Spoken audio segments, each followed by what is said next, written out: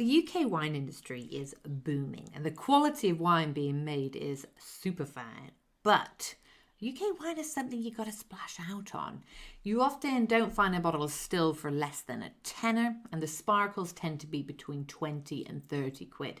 So why, when you can buy a bottle of Prosecco for a fiver? I'm Sophia from the Drink Talking. I'm a wine educator and I run online wine and cheese tasting events. And I'm going to take you through just some of the factors that affect the cost of UK wine.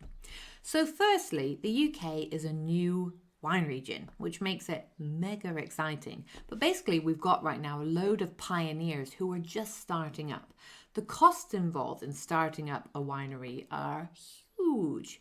You've got to have the land. You've then got to buy the grapes. You then got to prep the land to plant the grapes. You then got to wait for at least 3 years before you get your first harvest. You then need a winery in order to filled with equipment to make the wine. So all of this adds up. It's thousands and thousands, and depending on the size, if not millions.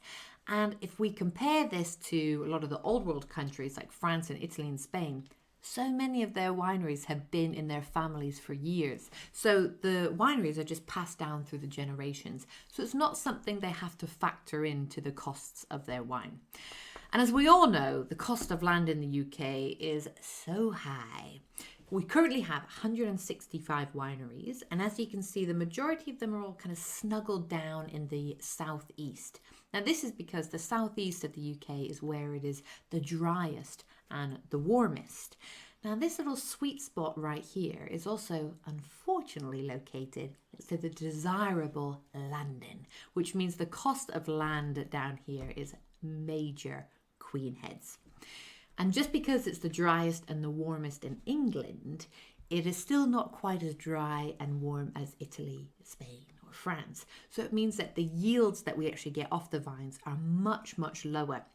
So to put this into context, for every bunch of grapes we can grow in the UK, the Champagne region in France will get 2 bunches. And in Italy, where they're making Prosecco, they will get 3 bunches. So obviously, the more grapes you can grow on your plot of land, the more you can bring the prices down. Also, the UK wine industry hires loads of people, but even paying minimum wages to like the grape pickers, these minimum wages are much higher than you would find in other countries. But last but not least, because I think this is probably the most important, it's the style of wine being made in the UK. We're talking Armani, not Primarni. We're not messing around on quality in the UK. So the UK has made a reputation for itself for being a sparkling specialist. 70% of UK wine production is sparkling, and not just any old sparkling. Oh no. We're talking traditional method sparklings. So these are made basically exactly like champagne. Now these are time consuming, a labour of love. Pretty much most UK wines before they're released are aged for about 3 years on the lees. So basically you're just sitting on it whilst it's maturing and developing complexity before you get any cash flow. Let's just compare this to Prosecco. Most Proseccos are released 3 months after being made, so you can just churn them out. Prosecco's not made like champagne or English sparkling wine. It's made like what's tank method sparkling wine, which means you can mass produce it, hence why you can just bring the prices down so much. But you won't get that complexity, that nuttiness and toastiness that you find in English sparkling wines.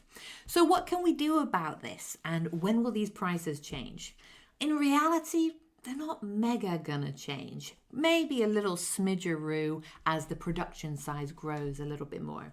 For now, all we gotta do is love and accept and just enjoy and be proud of the really incredible quality of wine that is coming out of the UK. I've been Sophia from the Drink Talking. You can find me on Instagram and on Facebook, and also if you think any other wine lovers would enjoy this video, please do share it. Thank you so much for watching, and I hope to see you on a tasting sometime.